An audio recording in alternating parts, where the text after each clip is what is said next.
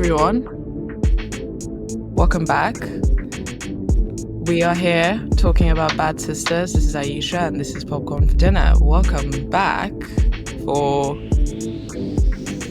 another 2 episodes. What are you guys' thoughts, feelings in general? I mean, in life, what's going on?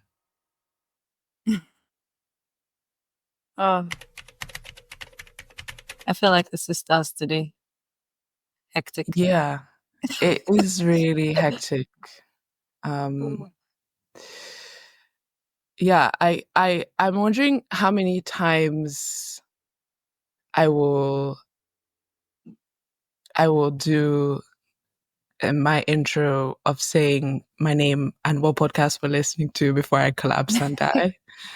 Because I'm being forced against my will to do these intros, which I don't want to do. So I'm actually going for the angle of how can I sound like I'm in captive instead of like how can Hello and welcome to Popcorn for Dinner. Yeah. I'm trying to sound like I'm you're under duress. I'm under duress. That was what I was going for at the start of this. It didn't because work. I am under. You know why? Because you're not under duress. Are you sure? I'm under duress. Okay. I'm under duress. You don't know about the inner workings of my existence, Ebube, do you? You don't know. I'm asking about them. How you can tell me. Under duress I am in my life. You know, a lot of things I could have mistakenly hit a woman and she drowned. Just like a couple of other people have done. Maybe it's too Game of Thronesy of me, but you know. It's so funny because our producer has just said he apologizes for nothing. He hates me. Guys, help me out. He hates my guts. I think he wants to kill me. I think nobody's trying to kill you. Nobody's taking you out on a boat. They're taking me out on a boat next week, guys. I'm really stressed. I know maybe it's too Game of Thronesy of me, but I'm like, if I haven't seen the body next week, yeah, I know to find you. If you haven't seen the body, how do we know? That's the thing. I'm not quite convinced yet that she is actually drowned.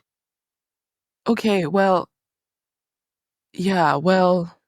I mean, Angelica, for all her wants and nots, she is old. Angelica's dead. She got smacked in the head. Like that's definitely concussion right there. I'm not saying it's unlikely. It's definitely likely. I would just like proof because this show likes to kind of do closure. Like, show me the body. Yeah. Let Roger identify her. I think the body is in the back of the car, and the body is now back in water again. That's probably where the body is. I don't know. I found myself thinking a bunch of things. I know about life or about the girls. Both. I'll start with the girls. So okay. So essentially, I know there's been talk about who's actually in the trunk of that car. It's you. It could be Angelica. And this is and you're like a what do they call it in Dune? Like you're like a replica of yourself or something. Not quite, because I'm wondering if there's a slight chance that Ian could be the one in the trunk. Yes, possibility. It's possible. Yeah. So it's possible that it's Ian, but I feel like his public approval rating has gone down in the world of the show. Okay, I'll just like to start off these bunch of episodes actually, but we've perfectly led into this glory run, Angel and I, and Bankley, who's unfortunately not here, but I'm very happy he's not here because we need to take the credit as women, because why should we give him credit? We are very smart people. We have the idea. That. Exactly. We were saying this when there wasn't much foreshadowing it, and now it's, I would say, really, really foreshadowing. There's proof in the pudding. There's proof in the pudding. Mm-hmm. What's inside our skulls? Brains. Brains that what? Work. Brains that work, you know? I'm pleased to hear that. I was really thinking, I was like, what is inside our skulls? And Angel, don't that's kind of disproving my point. You could have meant anything. Angel, we're moving on. We're moving on. We're ignoring you said that. Okay. I just want to say that there was another person. Too bad he was a man, so he's not getting credit for this. It was That's not our how that idea. works. Yeah, that is how that Not works. how that works. That's how that works. Woman in dominated fields, guys. You know. Up Femco. Woman in male dominated fields. We have to. So yeah, so sorry, Bankole, you're not getting credit because it was our idea. And Okay, hold on. Wait. This is the voice of God. Voice I of God. thought he just The voice barged in on my recording. twin, the That's voice When of did you- too. twin. Wow. When did you get here, bro? What do you mean you're not giving credit? Like, You're not even allowed to talk. Yeah, You're not allowed to the talk. listeners What's heard the going on? episode. I was the one that came with the idea. It's like, this is a bit insane. This conspiracy theory. Okay. Feeling like conclave in I here. see. Anyways, So you guys Right. were trying to Okay. rob him of something when there's evidence that he We- said Can it you on the imagine? internet? Can you imagine? No, Okay, I'm not but listening to the pod. Okay, Like Ebube, but like this is revealing that you didn't listen to our episode, so just revealing your exactly. That's why I said go listen to the I pod. did like, listen. And I'm just saying that I did listen. I'm Why just are you saying there's pretending enough like you credit. I think he was just No, trying to be an I'm- ally. Unfortunately for him, he wasn't like he was trying to be an ally. I And think honestly, you need to remember that I'm you're trying to here help with them. us and not here with him. So you need to choose your team very he's a carefully. background character right now. Honestly, No, why are you even here? I think based on the side of Literally, the winning people. fade to black. If based on Fade to black. the male side, if it knows who wins. I'm on the side of truth. I'm not on the male or female side. I just know what I heard, and I know that Which there's was- enough credit to go around. Which because was he's fundamentally terrified of us. We're like the Okay, BBs in his life. Stop taking men's Okay. ideas away and continue recording. Okay, thank you very much. Okay, jokes aside, it was also Bangley's idea. So thank you to all of us who make a very good team. Let's get this started, guys. I think that might be the nicest thing she's ever said. Sorry? I think that might be the nicest thing you've ever said. You know what's actually really funny? That was very diplomatic of you. Is that I'm a very nice person, but for some reason, it just feels like that's not appreciated here. So I think I've abandoned being nice. Who is not appreciating you being nice? Okay. Well, for one, you actually, because you made that comment.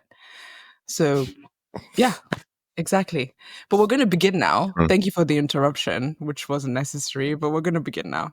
Okay, so let's go. Triumph is over. We're back to talk about these miserable women. Okay, episode 5. This is what happens in episode 5. This is a synopsis of episode 5. The girls fulfill Angelica's wish of pouring Grace's ashes together. Ava turns 50. Hijinks ensues again. Let's go, guys. Thoughts, feelings. What are we doing? What are we thinking? I don't know. I feel like silence in the room. I feel like they would have been very, not smart to take Grace's actual ashes there. So I'm glad that wasn't the case.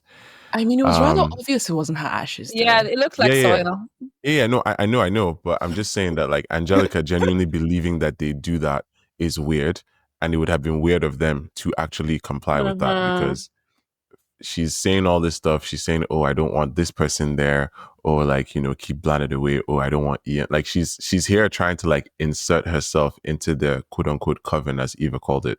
Yeah. And she's just doing it in a very like, I don't know, disrespectful way, because again, it's their sister who has just died.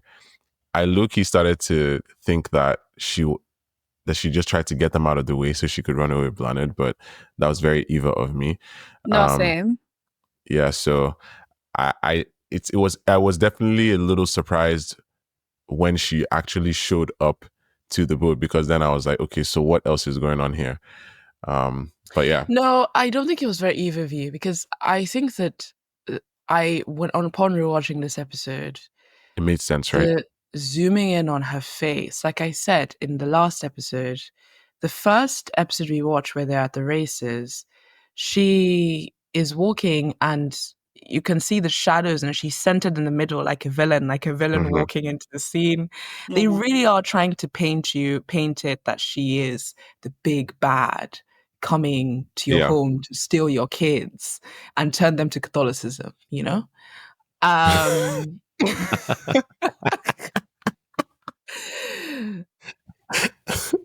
Really? Thank you, Angel. Thank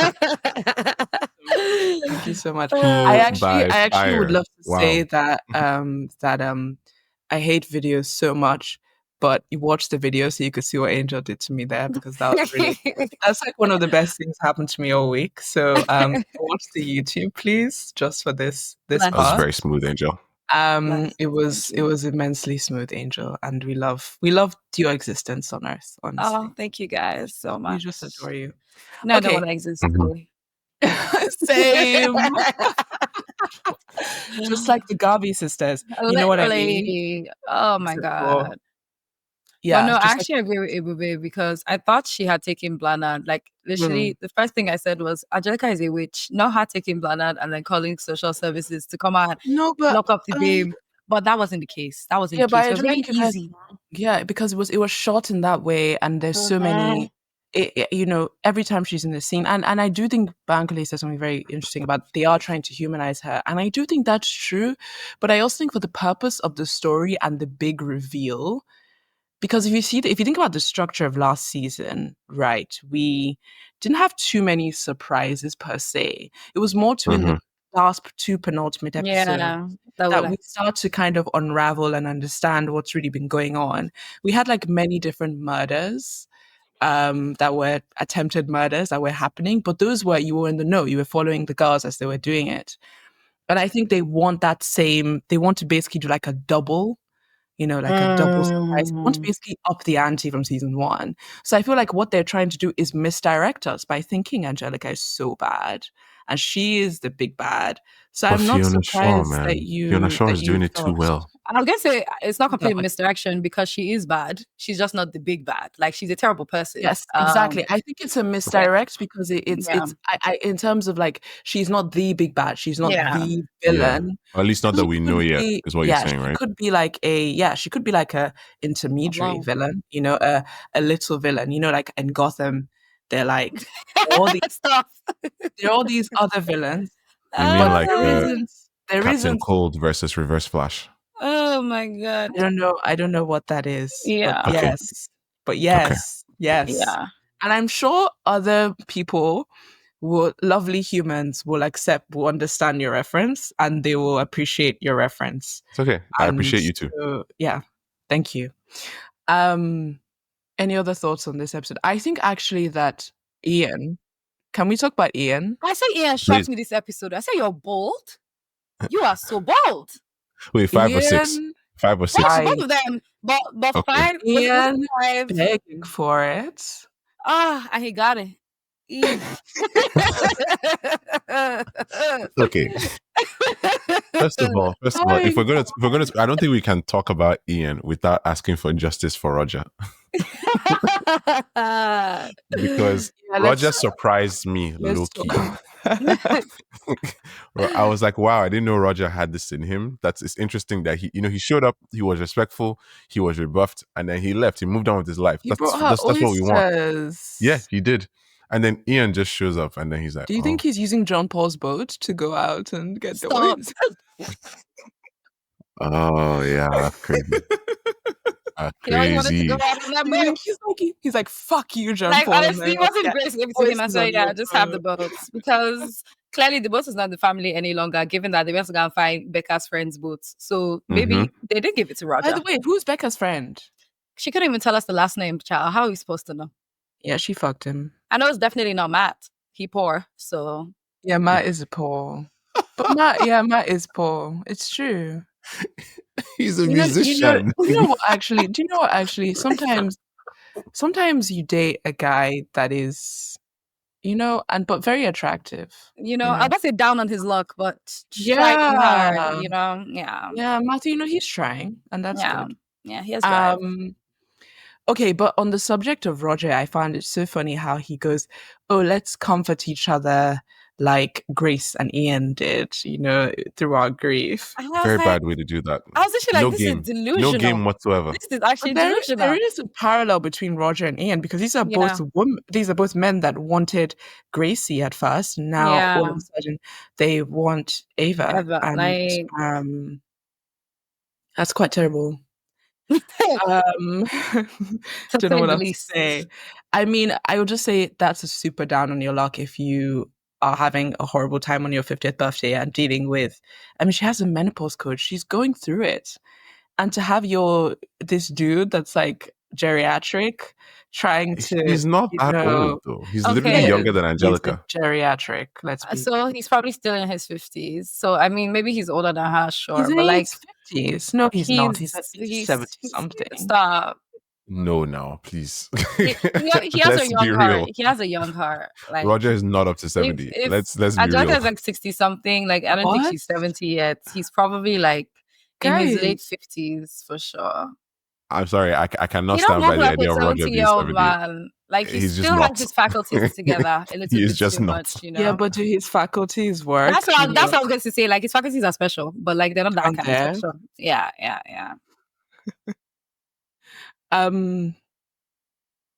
Okay. But sorry, one thing I'll say about episode 5 again is, look, somebody needs to grab Blanard, okay? I don't know if they need to take her to a commune. They need to take her to a commune in the woods. Let her go scream out her grief, do something, because baby girl, I get it. Do you know what?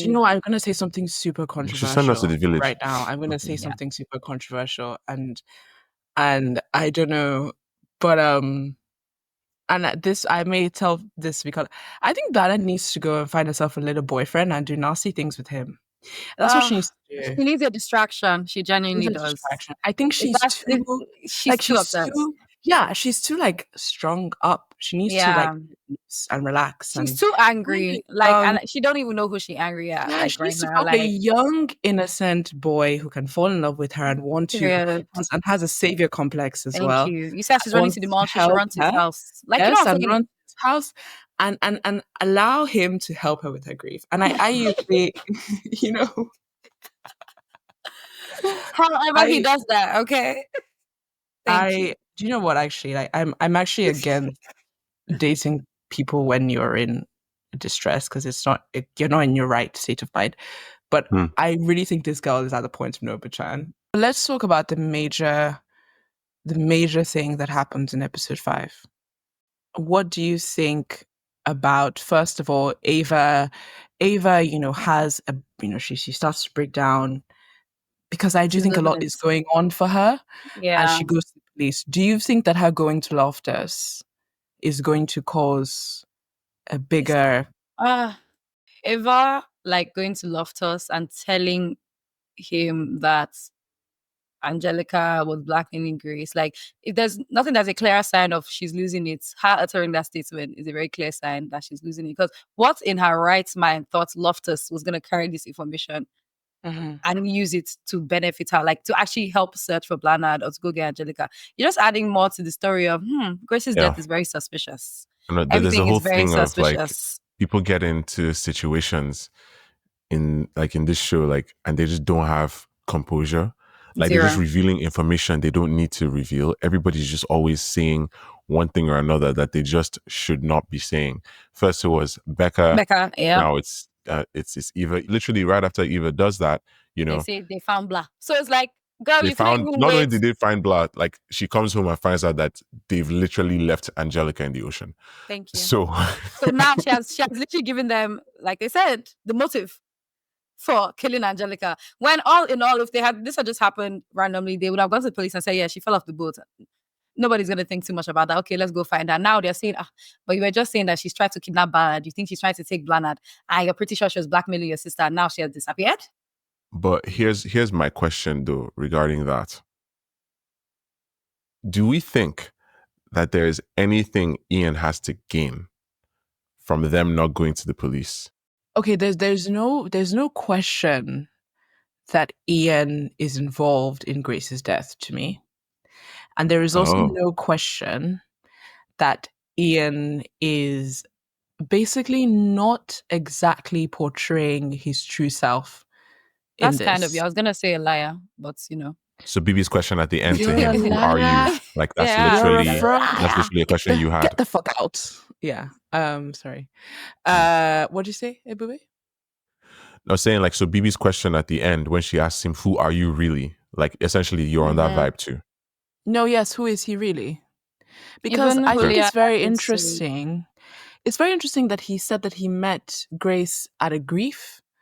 He said He online. says he met it online first. No, he no, said we met sorry, online no, first, sorry. and then He Greece said he met her support group. online first, and Because the Greece support group was online first, apparently. Like, no, sure. that's a lie. That's definitely Sure, a lie because Janice. when they ask Ava was like, "Oh, they met online." No, sorry. And ain't no way Angelica. No, Eva said they met at the grief thing. No, Yeah. it's the opposite way around. So I'm getting confused by this. Yeah. Do you see what I mean? He's just lying and he's Yeah. not confusing me. Anyway, he said that they met online, and Ava said no, they met at a grief counseling or grief, kind of a grief therapy support group. Because his sister died. Support group. Yes. Because his sister and then died. he said that the online is because the support group was at first online. Well, he's a know liar. that's He's a a damn fucking lie. bad liar. That's He's a lie liar, because and ain't he no said- way Angelica is setting up a Zoom meeting for these guys to discuss their grief. Hello? No way. Angelica, I mean, in all her strengths and her weaknesses, I would say technology is definitely not one of them. But she does not one of those have strengths. she does is always texting. So perhaps she's more Yeah, technology. she's a texter. Yeah, but who isn't a texter? Probably, Like you've been texting with Nokia 3310. forward. Like Playing Snake. On exactly, the phone. Okay, no, but back to Ian on a really serious note. This guy's a dark dude, and I'm worried about things. I'm worried about Eva. I think that with Ian, I was waiting to do this towards the next episode or towards other things, but I just think I'm just going to go straight to it because I do think I felt that way in this episode. When Ian makes his first romantic advance towards Ava, which was hugging her for a very, very, very long time, that was when Ava tells him that he rubbing should, her arms. Yes, and he kisses her on the forehead. By the way, I have a brother-in-law, and this is not normal behavior. Hell no. I'm just too intimate. Yeah, I saw the forehead kiss, and literally, I found myself saying out loud, "Don't kiss her, don't kiss him, don't kiss." And then he kisses her forehead, and I'm like, this is still not acceptable. It's weird, and he's cradling her. Okay, anyway, basically, staying focused on Ian because there's so many offenses, one can get carried away. The way he's pursuing Ava, and we'll go on to that in episode 6 in a second, because I do think my point relates more to episode 6, makes me think that perhaps Ian, we thought Angelica had this huge past with the girls, and Angelica wanted to kind of get the girls for something, or she had this ulterior motive. Now I'm starting to think that Angelica just wanted to be part of the Garvey sisters and was just a very envious person. And I'm starting to think that Ian is the person that has this, and he's targeting the girls because there's no way it's the way he is actively pursuing Ava. I swear, there's something he said in episode 6 that I was like, come, who are you? Sorry, are you insane? And obviously saying that you met online is just it's typical, you're saying you met online, so no one can really check your credentials. Totally I just met her online. I've been swiping through 10 different, matches online or something like that. Yeah, I think he's definitely targeting them. And I'm curious to know what the reasons for are, but I definitely think he's involved in Grace's death. Because I'll have you know that Grace, for sure. Yeah, probably. And now he's moving on to target Ava, and I just wonder what's the plan? Is it that Ava's his real target all along, or he's targeting each one of the sisters? Because he's not really giving any of them the same. I think that's wild even for him. Thank you. Because he's not giving any of the other sisters the same type of energy. If anything, he's very at a distance with the rest of them. But with Ava, he's in her space. Hey, girl. I mean, it could be a money thing. Fair. It could be a money thing. That's a money thing.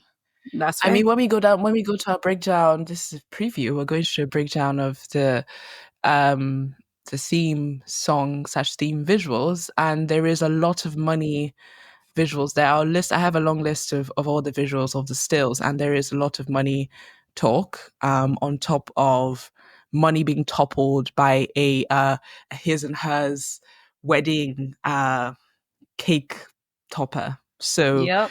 yes, that I think might be related to that. I don't know. I mean, money related, yes, for sure. But there's something very dark about Ian. Two things I'd like to mention in support of my point before we get to episode 6. The first thing is in relation to Grace's death. In the episode where Grace tells Ian that she killed John Paul and the canonized slap on the back that she gives him that Ebube just couldn't get over. And he just dreams and dreams of a woman doing that to him after a woman tells him, Ebube, what do you think? If you think you were so in love with someone, do you think if they told you that they'd killed someone else, do you think that you could handle that? Is the someone else the person who was last in the job that I'm currently occupying? What if you have kids with this woman? I mean, it would be difficult in any case, like whether or not they're children. I think it makes sense that Ian would require space. I don't think running away is like, because I mean, yeah, like being hit on the back like that, that's not something that technically would have like killed him, right? If anything, it shows that she's like stressed and desperate. I don't think he was particularly fully threatened by that, but I think it was shocking for him, and it caused a little bit of panic. So it makes sense that he would need space. So he was kind of always going to come back. At least I expected him to come back. Mm-hmm. The theory that he was just gone forever, I don't think ever would have truly worked. Yeah, I didn't think she killed him for real. Mm-hmm. No, for sure. But Ebube conveniently did not answer. So I do think that means that, girls, if you kill someone, you may have a place here. He may forgive you. You may still love you. He just needs to think about it, He just needs to think about it some more. Well, exactly. Actually, like, is it someone like, is it in this exact situation where it's someone who no, is they just have to have killed someone. Need? They have to have killed someone. Yeah. I really like the fact that you're thinking about this. You must love terrible women. We should set him up. Honestly, also, we set him up with some of the terrible women that we know. Context does matter. If someone kills someone, I guess it and does. I were with them, no, because even if it was self-defense, yeah, still no, because like they were attacked. I don't care. Okay. I think I can't forgive that because I just feel like I don't want to deal with the emotional turmoil of them feeling like they killed someone and me having to deal with all of that. That's a lot of baggage for me. Okay, so this isn't a moralistic stance. This is about convenience. No, it's too much work. It's too much work. Okay. Honestly, for me, like, murder is not like on the list of my deal breakers. I mean, we know there's a lot of context. Thank you. We know So how you feel about murder. That's with your red I didn't think about that. The stereotype of red light. Given the right situation, you could be my baby. Yes. Oh my goodness. Yeah. I love that. Okay, no. On a serious note, I must stop asking these tangential questions and stay focused because I'm very serious about Ian. But this is what the show leads you to, though. Like, yes, it does. And okay, by the way, I would like to say, I'll say that after this because I just need to finish this. So when we actually disagree with you in the sense of he was stressed by it, I have a feeling that the way they cut that scene, I've always felt this way, was very weird. And we didn't see the end of that scene either. That he was going to hit back. What if he hit back? I consider that too. But the thing is, I'm going based on what we've actually seen so far, and I'm hoping to be surprised. I don't know if he hit back or not, but I do think I went back to watch that scene, the way it was cut, the way it was shot. There was a sense of them trying to withhold something from us. I mean, they didn't show us the whole thing. And I just think this is a season of misdirect. Yeah. And I feel like if he didn't hit back, he definitely screamed at her. A la episode 6, where he tells Ava to get a grip, basically, and he slipped. They don't show him walking out. Slip falls. Yeah, we don't see him walk out. I thought we saw him walk out. We saw his back. We didn't see him exit his door, though. Like, he turned we didn't away see for exit sure. door. But like, I can't remember if he walked out the door. It was cut very weirdly and cut short. Yeah. Okay. Yeah. Okay, now going on to episode 6, because it leads perfectly into my second point. Yes. The real meat. Yes, the real meat of things. So episode 6, the girls deal with the recent death of Angelica while dealing with their personal issues and affairs. Cough, cough. And hijinks continues, as hijinks always continues with these personal Garvey issues sisters. and affairs is crazy because the synopsis of the episode, like for Apple, calls it a shocking betrayal. Yeah. And I was like, who betrayed them? Then I watched it, I was just like, oh, that's interesting. Yeah, exactly. I'll also have another question to support this Ian theory that I'm having here. Where was Ian when Ava was looking for Blanard that whole day? He seems to have been every time she called Ian, right? He seemed to have been standing in a similar spot. And I wonder if he was trying to rile Ava up. Because he even tell her, oh, she should chill. Like, like she's probably fine. Like, how do you know that, babe? He must have seen her because she was like, oh, she That's went what shopping. I'm saying. Exactly. He looked like he was on the high street. Like, anyways. I felt like he just didn't tell her what he knew. And he was like, it'll be okay, da da da da da. He just didn't seem like, for somebody who claims to care as much as about Blanard, as he says, he just didn't seem to feel the urgency of Blanard by be missing. Like, he's just like, she'll be fine. Like, she'll turn up. And I'm like, your stepdaughter? I don't know. Yeah. You should be pulling your hair out.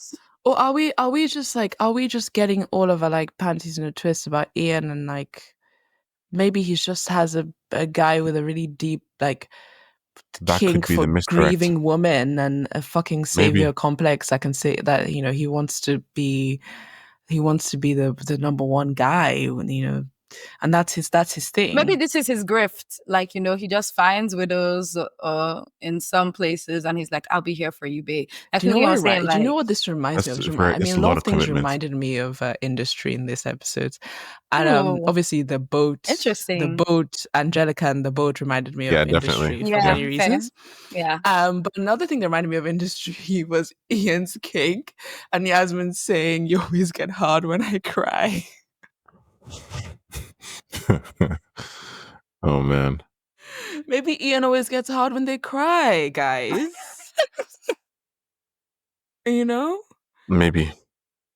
Okay, but on a serious note, what other thoughts do we have about episode 6?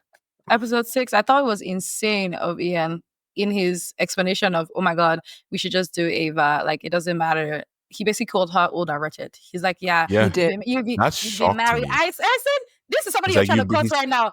And say you've been in a relationship with your couch and your remote control for too long now. When is your turn to be happy? And I was just like, and she looks at him like, huh? Are you insane? The slip is falling. The mask and this is dropping. That was when he told her that his biggest mask off moments for me. Yeah. Same. Oh, really? Same. Yes, because that was a real true colors moment. That was like, but I get it. Explain why. I don't know, because it's like he's been trying to portray himself as this, not a hero, but a solid shoulder to Riayo, and somebody like you should fall in love with, you should trust me to Ava, like be there for her. And basically your defense of let me be there for you is that, oh, she's been single for too long. I guess that was the first time for me that he really started to truly consider based on evidence on the screen that he could be manipulative. It felt nasty, and he was manipulating her because he's like, honestly, why wouldn't we do this? Like, he was manipulating her and putting on a lot of. I mean, it's coercion, Yep. His mask off moment for me was when he basically told Ava to calm down because she's just throwing a fit. I'm glad BB clocked it. Because he said that Ava shut fuck up. You guys are going to see where Ava is on my ranking this week. That is true, Ava shut the fuck up, and I was just like, that is true, actually, because I love how vigilant BB is, and it's so funny that the show does that because she has one eye. Like it's just one of those in your face obvious ironies of TV, but it works because she's just the one who's paying attention all the time. Yeah. He had the audacity to text her, will you be angry if I tell you I'm thinking of you? What the fuck? I was like, what are you He doing? thinks this is romance. Like, this is not what part or some shit right now. Like, He thinks Okay. we're in like, I your don't know what he boyfriend's mom thinks just we're touched you. in. Like, And do you you can't guys- even do, like, I was being mean to you at school. So now I'm telling you, like, hey, like, I miss you. Like, what the fuck does he think this is? Do you guys mind if I do a What? little bit of a hybrid of tinfoil hat and breaking the fourth wall? Because let's do it. Let's do it. okay, because I'm gonna say something, right? And when I say it, listeners, you're probably never going to be able to unsee this, but What? I'm just going to do it anyway. What are you Please about forgive to me. say? And I'm just going to say as a caveat that it doesn't happen all the time, and not everyone adheres to it. Okay, What? fine. So sit back, just strap in. Now, that text was interesting for a number of reasons. First of all, what a foolish move to do, bro. Like, just don't do that. Like, there's no, the banter that you're looking for here is completely overshadowed by the gravity of what you have done, right? And some people are feeling that gravity. You are trying to take advantage of it. No bueno. But let's put that aside for a second. Now, Eva, what kind of phone does she have? It's an iPhone, right? We see that Yes. Ian comes as a green bubble, whereas the sisters typically come as blue bubbles. They have iPhones as well. So he has a Now, Samsung. yeah, Ian does not have I an know iPhone. what you're about to say. You know what I'm saying, right? I know what you're about to say. Now, because the company with the fruit, right? So they are very, very particular about how they are The perceived you can just say media. what, And they have a certain thing where characters who are obviously bad or obviously questionable do not can't use have an iPhones. iPhone. Now, And that I was the find thing it with Knives Out too. Yes, Knives Yeah. Out. So that was the thing that Ryan Johnson paid Glass attention to. Onion. Ryan Johnson is one of the few, like, he's one of the big directors that actually pays attention to this. Other directors do, but some people kind of just shirk it, but they don't necessarily have promotional consideration from Apple. Now, this is an Apple show, which I actually don't think has too much bearing in it because it's more of a general thing. And again, it doesn't always apply. But I find it interesting that in a show where just about everyone has an iPhone, I think including Angelica, Ian has not an iPhone. Yes. And John Paul also did not have an iPhone. Right. John Paul didn't have an iPhone. But John Paul, I'm just saying that's an interesting fit the thing. bill of someone not having an iPhone though. But yes, but good writing will make it so that it kind of fits that person's character. But I'm just saying that Ian, for all he presents, that's just like one thing that feels like a slight clue to me. It doesn't. It might not mean anything in the end, but if we do end up finding out that Ian has like skeletons in the closet, then we'll be like, this is probably going to be one of the things I'll point to as a clue. So I'm sorry.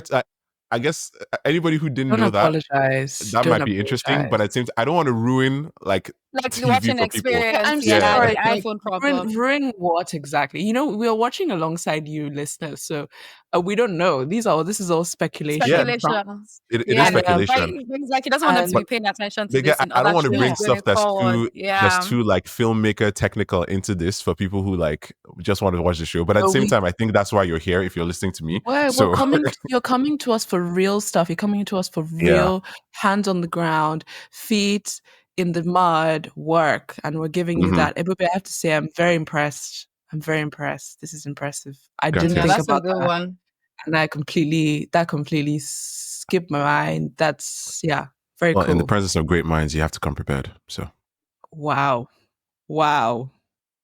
that's okay. You see me? What? That was very smooth of you. Very, very smooth of you. You should use that. Are you paying attention? Baggy needs to pay attention. So much shade right now. By the way, this is going to be a promo for our 2014 draft episode where I announced that someone had called me God's presence in life, the proof of God's presence in life before. And I have to say, what you said is quite up there with that. So go listen to our draft episode alongside this, please. For sure. Okay. All right. So I think I'm going to do something different with this episode. I'm just going to ask you guys, do you think in the next episode we're going to find out that Ian is up to no good, or do you think we're going to wait? Julian is on his ass, baby. His rope is quite short right now. Yeah. Very short. Let's talk about Julian, though. Very let's talk about Julian and let's talk about let me tell you, Julian and Bibi are on his ass. So it's going to be a hot one for him. Yeah. Let's talk about Julian and Loftus. What's going on with Loftus? Everything. And I was just about to say where to begin. This is honestly one of my things for just the 2 episodes overall. It might be a hot take to some people, but this guy needs to take a leave of absence. I actually think just going on as a character, he needs that. Yeah, there's just too much happening with him. Yeah. He was already incompetent, but now he's just letting things happen that are big mistakes, even for someone as incompetent and nonchalant as he was.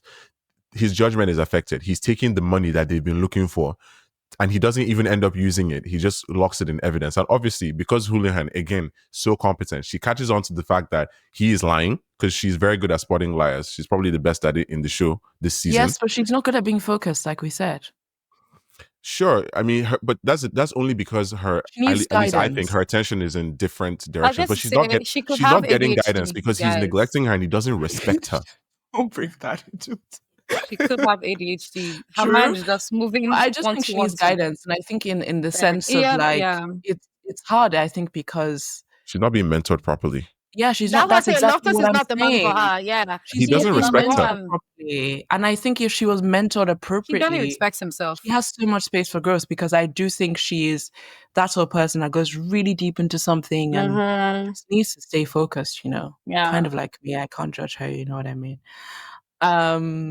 But yes, so also let's talk about Becca slightly. I know we don't love talking about Becca because, Who said that?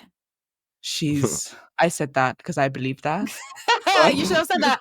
No, I don't like talking about Becca. No, we don't. Let's speak for yourself. Exactly. Hello. Becca's pregnant. Where do you think this is leading? Or do you think this is just a side plot that's going to kind of follow in season 3? Or do you think this fits into the grander? She would just have a baby?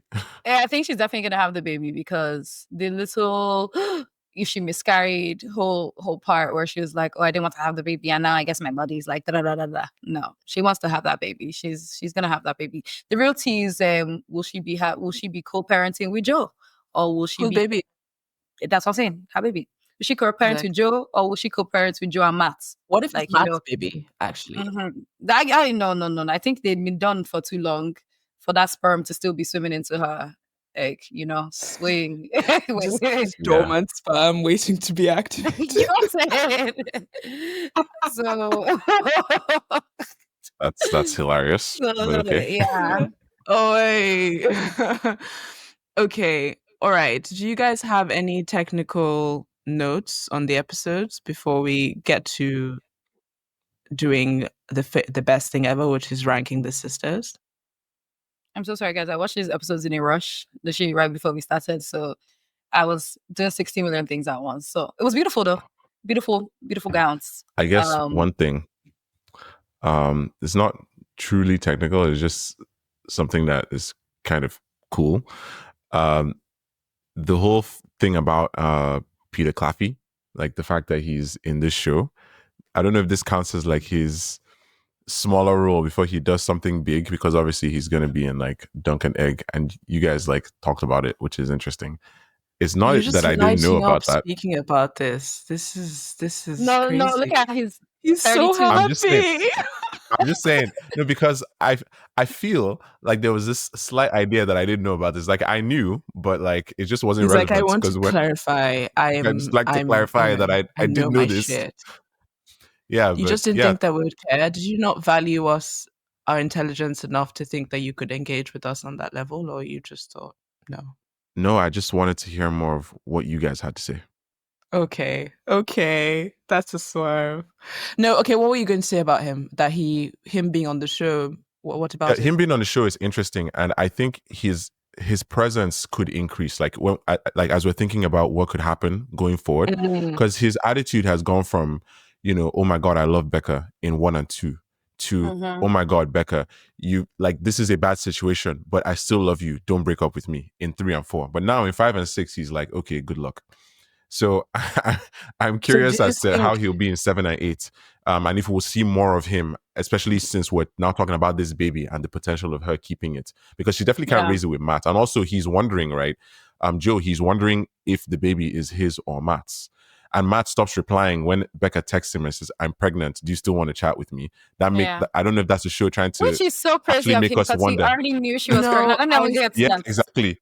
No, I think that was just, suspense. I think he's still going to chat with her. I actually think I don't know. I can't really decide whether they're going to have Joe take Matt's position as like, the good guy who's coming to save everyone and help everyone. Yeah. Or Matt is just going to come back and help again. But that seems quite repetitive. You're actually so right, because so I feel now like that Joe may be Joe's taking his place. bonded by blood, he can eventually she's gonna have to tell him, okay, these are the stressors we're dealing with, and this is what's going on. Now that they're bonded by the blood of this child, he's the father of the baby. Exactly. So they're gonna have to clue him in. Unfortunately, Matt's already clued in. I mean, as far as he knew at the time. I think Ebube is right. I agree with you, Angel, too. I think that he might have a bigger role as things come. I would just like to say that this bunch of episodes, everything about them, starting with, I would like to say the cut from the theme tune straight away in episode 5 to Ava was really nice. It was like, and it was kind of same color schemes as well, and it was really lovely. That was really seamless. I think they're getting their hands on what sort of how they want this show to look stylistically as well, which is really good.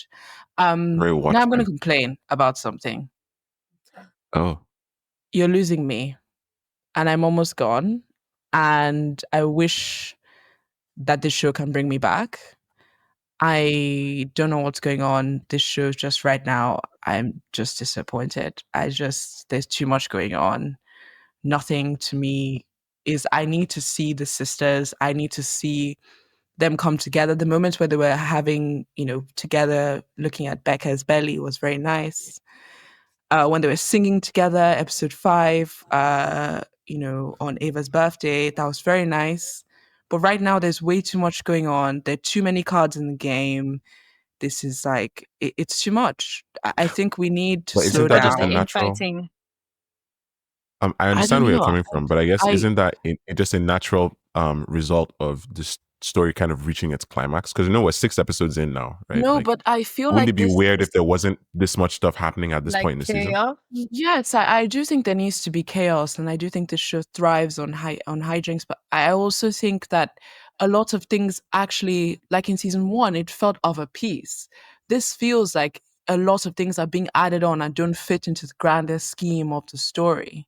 It feels like it's for shock value only, as opposed to for you're Plot's following plot, driving, and the plot is like the character actions and character motivations are guiding the plot. This is like the plot is supposed to make up for the incorrect or misaligned character actions and motivations. I feel like they're building to the end. Like, I feel like the end not will justify the means, but will make it make sense, because you're right, it is very chaotic right now. I feel like all that chaos is leading to one place, which is AM being the big bad, and why he's the big bad. Like, really, what's his motivation here? But it's not strong enough for you to do it's not strong enough for you to, it's basically you post-rationalizing your whole show. It's not strong enough to do that. You need to take the viewer there, especially when it's in the TV show format. Yeah, because it's serialized and step by step. And I know, listen, I have absolute faith that the next 2 episodes I'm going to go, oh my God, I see. What the fuck? But it's not going to take away from the fact that maybe the other episodes beforehand were just like, what? All the time? I don't know. I love this show, and I don't want to be harsh. And although I seem like a hater, I love a lot of things. I think maybe because season 1, we had a very clear point of where we were going in season 1. So all the chaos and hijinks, we all knew where it was leading. Is JP finna die, and we finna see his killer. even though there was so much going on. But this season is like, we don't know where the end is going, really. Like you said, it's been a lot of misdirects and a lot of... Listen, you're right. And actually, you saying that reminded me of something. They're doing something new. They're not following their same format. I have to reward them from that. I have to reward them for this whole host of new characters that are very interesting. And Fiona Shaw, R.I.P. Angelica. Yeah. Not R.I.P. Can we have a moment of silence for Angelica? Can we have turbulence? Can we have a moment of silence for Angelica? In turbulent waters. Just a couple of. I still need to see the body. I hope she got carried. Ebube said he didn't see the body. He said she may not be dead. May not be dead. It wouldn't surprise me if Angelica rises. It would not surprise me. Angelica she has risen. Yeah. Can she rise on Easter? I was just about to say by the grace of God. Stop. Okay, let's talk about the sisters. Let's do our power rankings. Sisters power rankings. Let's go. Sisters power ranking. Let's go. All right, Ebube, do you want to start us off? No, why are you giving him the man to start off? Yeah, I think maybe Angel should start this one. You go ahead. I was giving Ebube the time to rectify him messing it up last time. Okay. Well, no one is forgiven here. This is a brutal world. It's a dog world. Everybody just, you have to just get on. Memory of an elephant when it comes to the grievances of men. I never forget, I stay strict. I stand on business. Okay, Angel, let's go, darling. I'm going to start with my top, whose surprise is Bibiana, okay?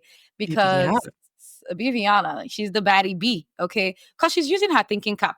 Okay, this episode 6 proves that she's using her thinking cap. What's in the skull? Brains.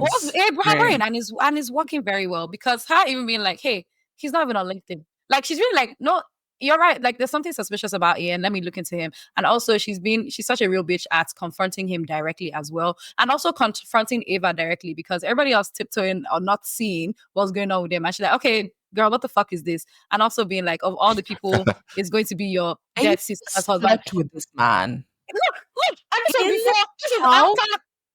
before. I'm surprised you guys didn't talk about this more. Thank you. In the house with Blanard? Thank you. After, again, was you not said, there at the time? In their bed? Yeah, so, because they started talking, he was like, blah.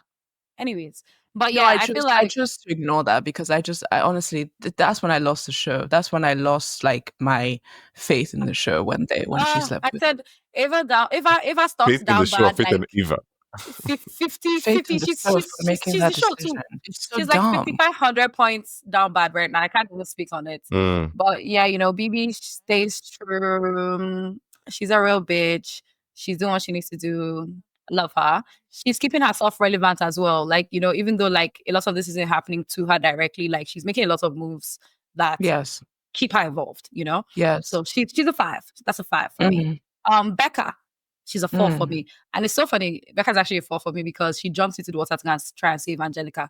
I was very shocked by that. Pregnant I was like, baby, you are pregnant. And if anybody who's mad at Angelica the most right now, girl, it's probably you. So for you to really be like, I don't want another murder on our hands, guys. Please, let's go and try and do what we can. Do you know what I was? Yeah, I agree with Angel. I was really moved by Becca jumping in the water. Same. And I think what I wrote down that point was like, the fight is actually for life. It's like they're fighting for life, because they just had so much death, loss around them. Just want to move on. And I did feel kind of like the emotional underbelly of that scene of her trying to get Angelica. I felt like that. Her being like, oh my God, guys, she's going to, and nobody's really like doing anything. She's like, well, vest on, let me go save the girl. And I was so proud of her. Fighting. And I mean, obviously, we have to also talk about the fact that they were talking about pro-life and pro-choice a second ago, before Becca jumped in there. Before she literally was like, okay, guys, that has to be paralleled. Yeah, we need to save her.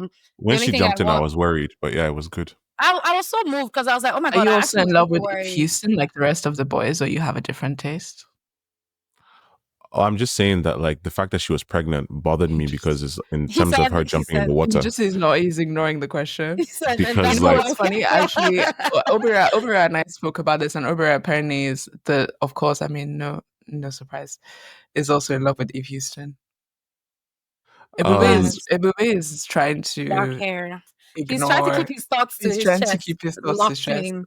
The point I'm making is that It's okay. a No, it's pregnant okay. lady It's okay. jumping It's into the okay. water. It's okay. No, we understand what you're I was trying to scared. say. I was scared You're for her. anti-black woman is what you're trying to say. All right, Angel. But she's a fault for me though, because I need her to woman up and talk to Joe about this baby and decide what they're going to do. If we're I not, agree. we're keeping the baby. Let's him know that he has a It's not baby fair coming. because it's not like Joe was bad to her. Yeah, you know? like not like he was bad, but if he's gonna be the father, and he's clearly the type of guy who will want to be involved in some way, so she should at least let him know. Like I didn't like that Eva was the one to have to tell him, even though it was a slip. But like I feel like he should have heard that from Becca. But that's he is the type of father that would like, I don't know, would like. You think he'll sue for custody being like the sisters are too chaotic? No, I don't think. I honestly, if the show starts doing that, I'm not watching it anymore. I don't think he's doing that. Like, what am I going to be bloody watching? What the fuck? No, he already knows them as they are. He's used to their madness. No, I just meant he's the type of guy that would make some like really dumb mistake, like letting like, you know, like straightening a kid's hair, like putting water near a straightener or something, and like electrocuting his child. I just feel like he's just a victim. She said, "What's in the skull? Not brains." You know? He's a bungalow. Bungalow. Oh my god! I'm gonna spin around for that. Wow. That's amazing. Around. I had oh my god! That one took me out. That's good. I feel like not everybody will even understand that, but that's good. Okay, Ebube, you're hold on. There's two sisters left. Exactly. See, okay, you know about them. Two sisters. You have two sisters. Fine. Ursula is a 3. She's back to being an NPC for me. Like, really, what was she doing these last 2 episodes? Nothing. She moved up. She ain't do nothing. So she's a 3 for me. Really, the only reason she's not below Eva is because Eva's done betray. These 2 episodes, I just don't even know where to begin. Eva is a 1, okay, and that 1 is because I can't give her 0. I don't even know what to say. Like, I've never seen Eva make such consistent stupid decisions in my life. Like, she's usually the one who's like, okay, guys, has her head on her shoulders, but because of a man, she's all of a sudden quiet.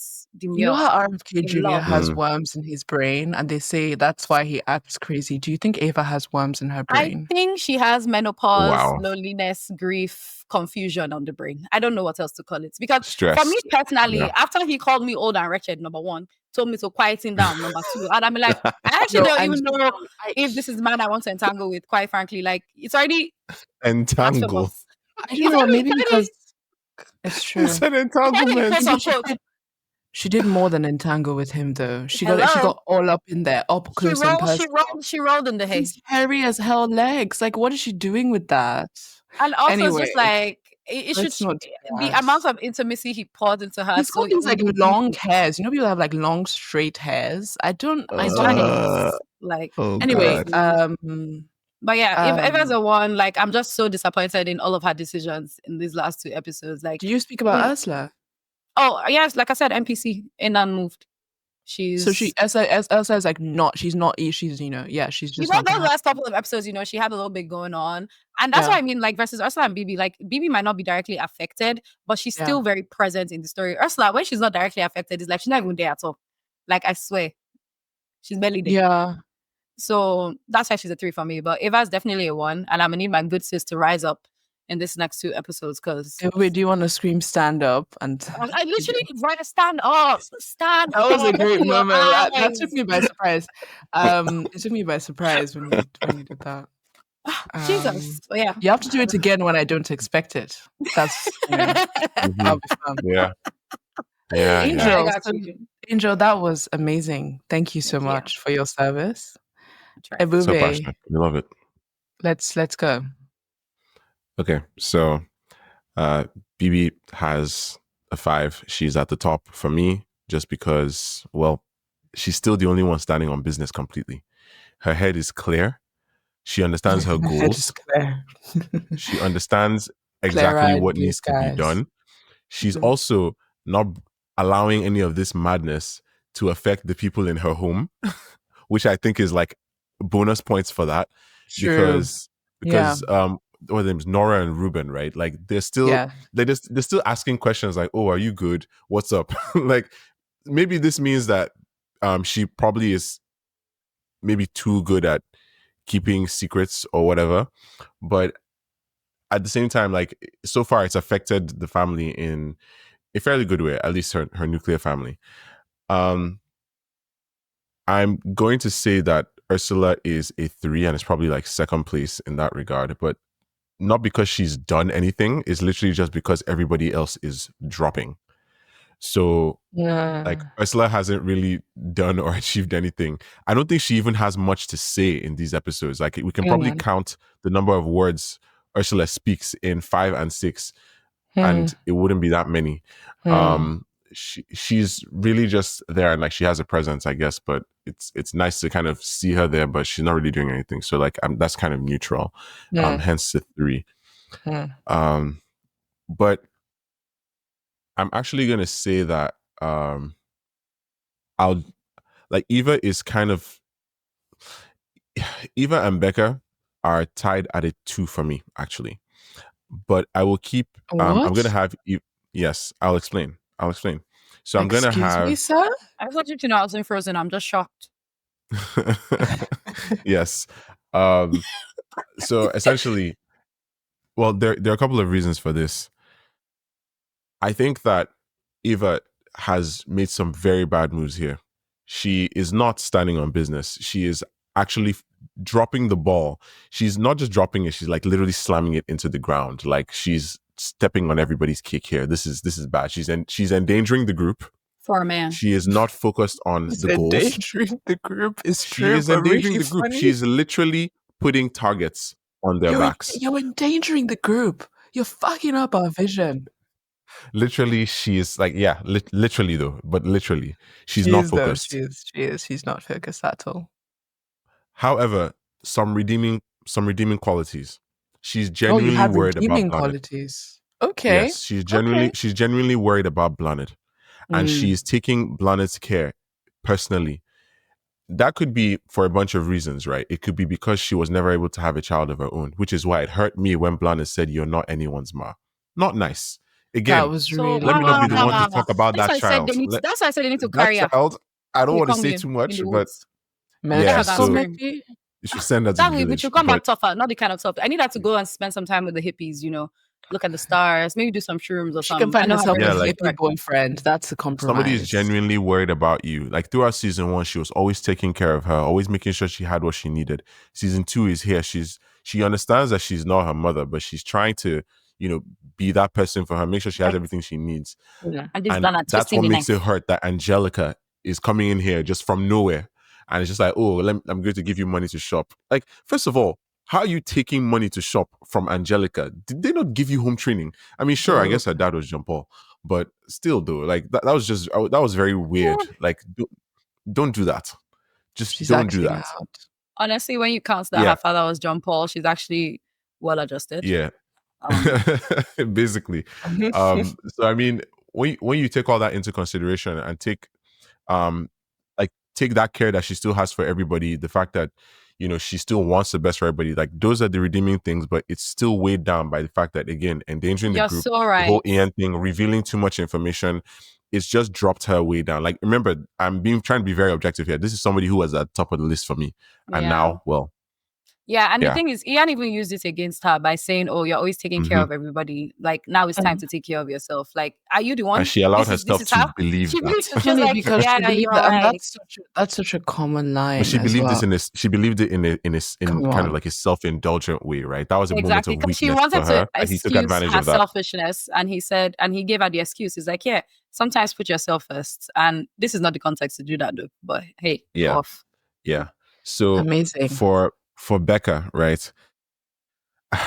The reason is, first of all, I like that she did her best to make sure they were on the right side of the whole Angelica thing, right? Poor girl, man. She tried and she made a lot of effort. And she's, despite everything going on with her, still trying to be there for the family. She's trying to be there for the sisters. She's trying to be there for Blanid. You know, she's not taking actions as crazy as breaking into someone's house again. Like, we leave that to Loftus for 5 and 6. So with everything that Becca is going through, I feel like I forgot about Loftus breaking in. Yeah, What an man. idiot. Yeah, I feel like it's still weighed down by number one, the fact that yes, she jumped in to save Angelica, but Angelica getting in the water was kind of her fault. Okay. BB told her, hold on to this thing, do not let go. And she wasn't paying enough attention. And then the thing comes and whacks her in the face. Like that, so that she jumped in. Yes, it was good that she jumped in, but she felt personally responsible. And again, big points for feeling personally responsible. Love people who take responsibility for their actions. That's a good thing.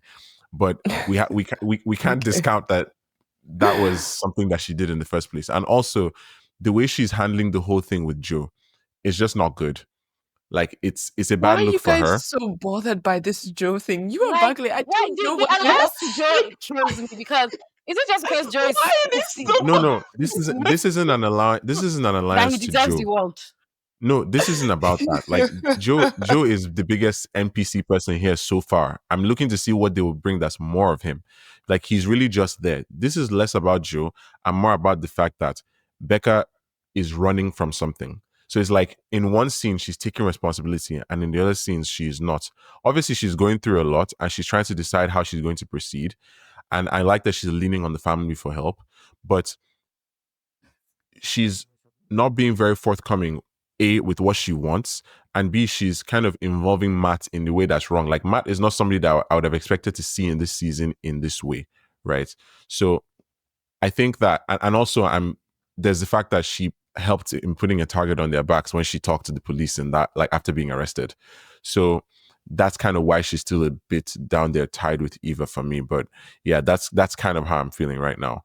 So Okay. good work on Becca, but there is You're like, still it's not like enough. yeah. So that's where I'm at. What a girl got to do Aside. to get a break here. Yeah, I mean, well, I'm not going to be giving them a break. That's for sure. Blame. All the girls are twos. Oh, You see? Apart from BB. Okay. BB is a 3 because she went to straight away confront Ian and she needs to learn how to be slick. All the girls need to learn the art of subtlety.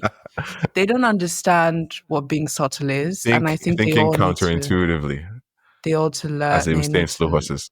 Yeah, they need to learn. They need to learn how to do that, and I think there's room for growth. Ava is a -5 actually. yeah. And the rest of the I love that. sorry, I Like, meant the rest of the girls are too. So Ursula, Becca, yeah, Ursula, Becca. That's it. Is there yeah. another one? Yes, No, Ursula, the other one's Becca. dead. They're 2, and the other one's dead. Yes, Ursula, Becca. They're on a solid 2. Just they can just coast through the waters. They can surf their way away. You know what I mean? Ava, you're a -5. Ava, I am. RIP to the love and respect I had for Ava. Like, Just a bruh. second It's to mourn that. irredeemable. I'm back. All right. So Ava, I supported you. I wanted you to let you go and have your escapades with the man and fall in love and have love to yourself and have a fun time. Well, no, I take that back. Have a fun time. Like maybe kiss him a little bit, or something like that. But sleep with him, Ava, that's too far. Now you like him? Yeah, Ava, she said she that's has Like, you not the feelings don't for him. point. go with this When she man. said that out loud, I was like, oh boy, not good. Yeah, it just I think I Like, she supported literally her. don't know this man. Yeah. And I think I want to clarify because I don't want to be someone that goes back on my word. I supported Ava in nice, flimsy pursuits. Okay. Mm-hmm. But you don't fall in love with the guy. That's a no-go all the time. Like you don't catch feelings. And you've caught feelings, Ava. For your sister's It's like, your dead and sister's my sister husband. ex-husband? My What the God. fuck? Like, has he even been a Yeah, widower What are we 2 even months? talking about it's here? too messy, dude. Like I know she said BB said Anyways, some harsh things to her, but everything BB didn't lie. Exactly. baby deny. Anyways, okay, so we're gonna quickly break down the theme tune because we need to sort out this mess. Like you said, we need to figure out how to wade through this mess. So I'm just going to do a quick rundown of the things we see in this theme tune. We see a taxidermy bunny. We see a police car. We see a turtle on a scale.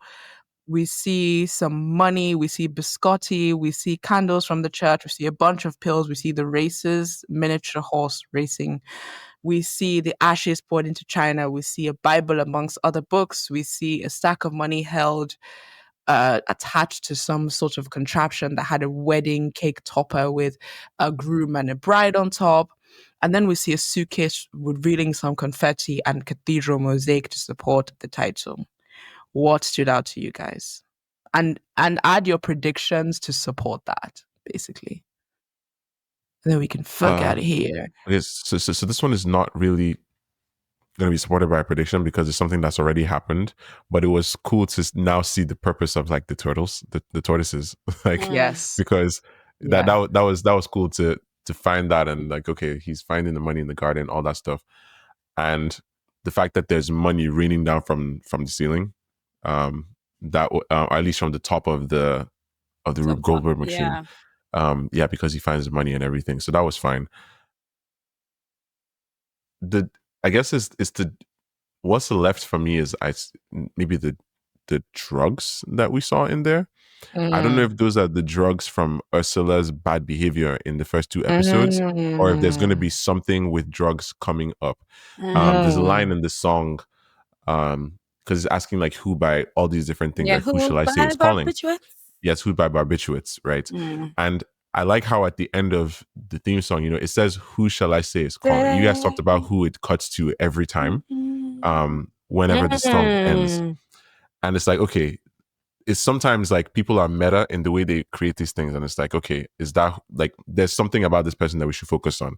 I think was it episode 5? I don't remember if it was 5 or 6, but Eva was like right before and right after, or at least right before one of them, and like the song just comes in. It's like, who by fire, who by water, and I think that's an interesting touch for them to have.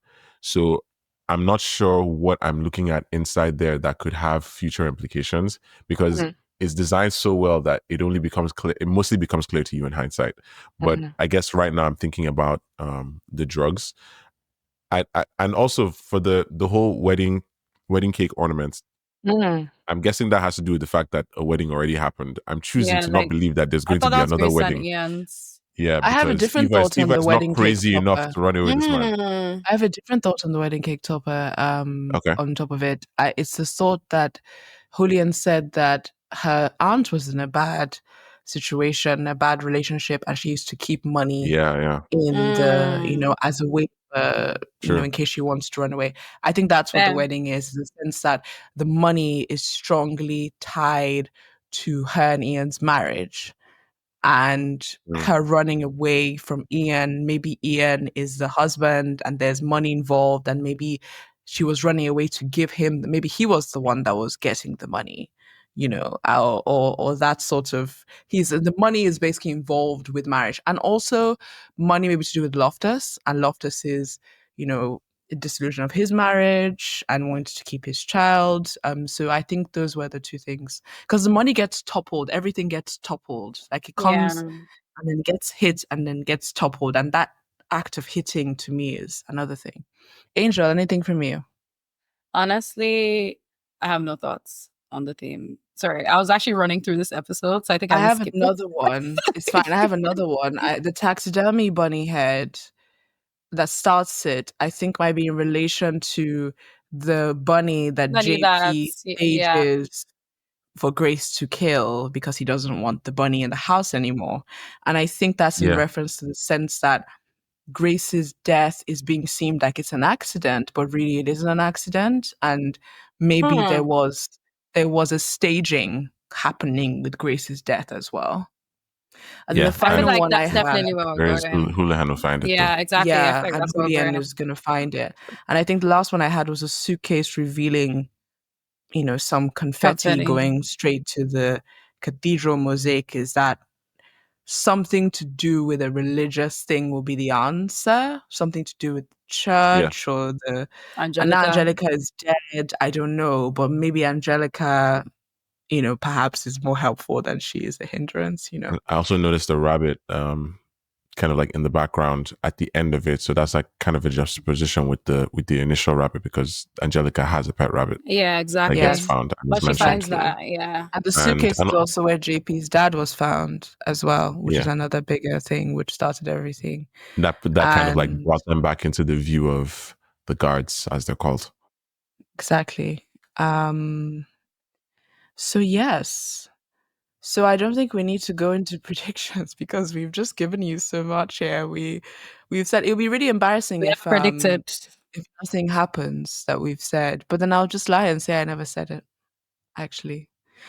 Yeah, that's true. Yes, the gunshot at the start of the theme tune is also interesting in terms of wondering whether someone else will die as well. Yeah. I mean, the last season we had Mena's death. We had obviously JP's death, which was foreshadowed. I don't think anyone else died. I think that was it. Yeah. And now we have Angelica's death, so that's paralleling the mistake, kind of accidental death. And then Grace. Yeah. So we have a lot of people dying in this batch of episodes. Anyway, JP's dad did die last season too, but we found his body this season. So that's JP's dad, JP's mom, and Grace in last season, which was 3. And now we have Grace and Angelica, which is 2. So if we're thinking of like straight parallels, there might be one honest, more. I think would be really boring. But please don't do that, bad sisters. Be a bit fun. But yes, so we're excited to see what's going to happen. Please listen to us, like us, love us. Listen to our Is This Cinema 2014 draft, like I said. A bunch of other episodes there. Keep looking at our feed, read our newsletter, and we will see you very, very soon. Blanard, please get yourself a Louis. Get yourself You actually you're going to stand Louis. on this whole Blanard needs a boyfriend. Yes, Dan needs to get herself Olivia Rodrigo's boyfriend, Louis Partridge. She needs to get herself like a Louis Partridge, because I realized that they're both the same age. Because he was at some. Don't ask me how I know this. I think the reason I know this was because I was forced to watch some football match for reasons I won't say, and basically she was there with Louis Partridge, and I was like, oh, okay. So Blanche needs to get herself a nice Louis Partridge. She was in the disclaimer, by the way. So, disclaimer on Apple TV as well. If you want to watch that, I won't tell you. Still making my way through it. Anyways, our surprise. We're going to end with our surprise. Yeah. For you. Are you ready? Okay, let's go. Okay, yeah. We are sisters. We stand together. The family, those things that look the same, our thoughts are different. Different colors. Because think about it, really, the Gabi sisters. Gabi sisters. All right, bye everyone. You guys rehearsed this. This is nice. No. Hold on. This is nice. I don't get to comment on this. No, you can comment. It actually was a surprise because my TV was happening. You can comment. I'm genuinely surprised. I was not expecting you feel guys to blessed break into to be in our presence. I do. I feel like this is very nice. I feel like it's also on brand because since the last time I was here, I found out that not only does Angel play guitar, but she and I have similar guitars, which is very nice. Yeah, and at some point, we will both be able to play the Bad Sisters theme song. Oh my God, yes. I'll definitely not before the season What is my role in this, guys? I'll just support from the sidelines. You can sing. You are the vocals. Excuse me. You can sing. Yeah. Yeah. So yes, guys, enjoy this meaty analysis we've done for you and a lot of hijinks that ensued on this episode, and we'll see you for the next 2 episodes. This is us. This is Popcorn for Dinner. See you next time. Bye. Wow.